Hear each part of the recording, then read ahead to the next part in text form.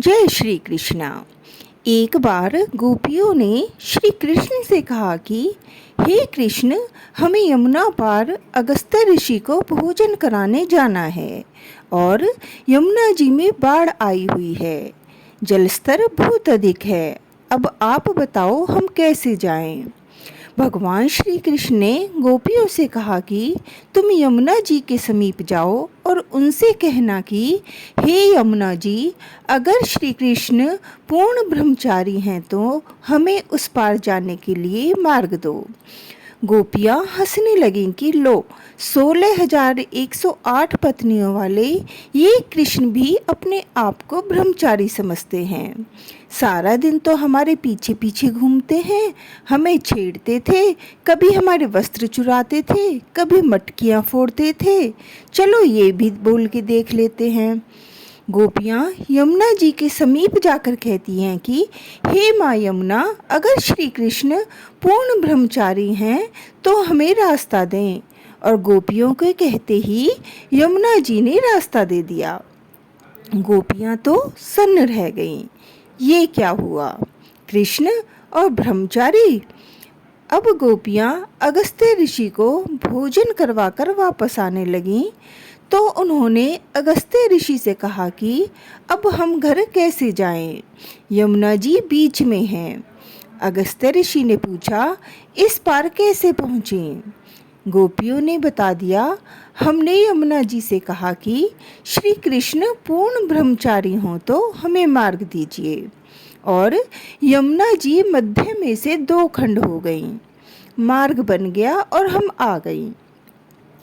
अगस्त्य ऋषि ने कहा, अच्छा ऐसा है तो अब तुम जाकर यमुना जी को कहना कि अगर अगस्त्य ऋषि आजीवन निराहारी हैं तो हमें मार्ग दीजिए। गोपियाँ तो माथा पकड़कर बैठ गईं। मन में सोचने लगीं कि अभी हम इतना सारा भोजन, इतने प्रकार के व्यंजन टोकरा भर भर के लाएं और ये बाबा हमारे समक्ष सब गटक गए और अब अपने आप को आजीवन निराहारी बता रहे हैं। पर चलो ये भी बोल के देख लेते हैं। गोपियाँ यमुना जी के समीप पहुंचकर बोली, हे यमुना जी, अगर अगस्त्य ऋषि आजीवन निराहारी हैं तो हमें मार्ग दीजिए। और यमुना जी ने पुनः मध्य में मार्ग दे दिया। गोपियाँ आश्चर्य करने लगीं कि जो इतना खाता है वो निराहारी कैसे हो सकता है, और जो दिन रात हमारे पीछे पीछे फिरता है वो कृष्ण ब्रह्मचारी कैसे हो सकता है। इसी उधेड़बुन में गोपियों ने कृष्ण के समीप आकर पुनः वही प्रश्न किया।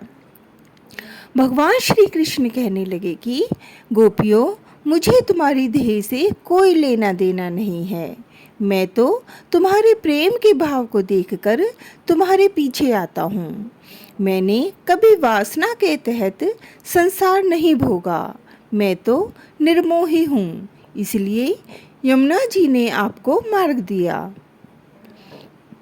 तभी गोपियाँ बोली, ये तो ठीक है, किंतु भगवान ऋषिराज ने तो हमारे समक्ष भोजन ग्रहण किया।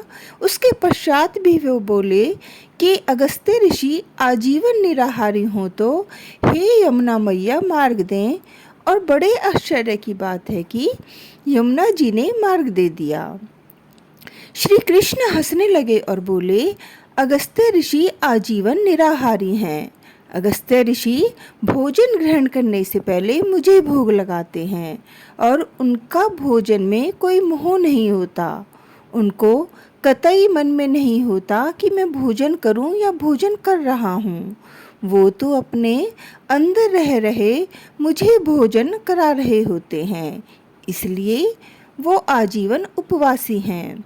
जीभ को बिना भगवान को भोग लगाए कुछ खाने ना दें। ऐसा कहें, आओ भोग लगाओ मेरे भगवन, ऐसे भोग लगाओ मेरे भगवन, सब अमृत बन जाए मेरे भगवन, इसके बाद ही प्रसाद खाएं। आज ही से यह नियम ले लें, बिना भोग लगाए कुछ ना खाएं। इस प्रकार भगवान का प्रसाद खाने वाला कभी रोगी नहीं होगा। भगवान श्री कृष्ण गोपियों से कहते हैं कि जो मुझसे प्रेम करता है मैं उनका सच में ऋणी हूँ, मैं तुम सबका ऋणी हूँ।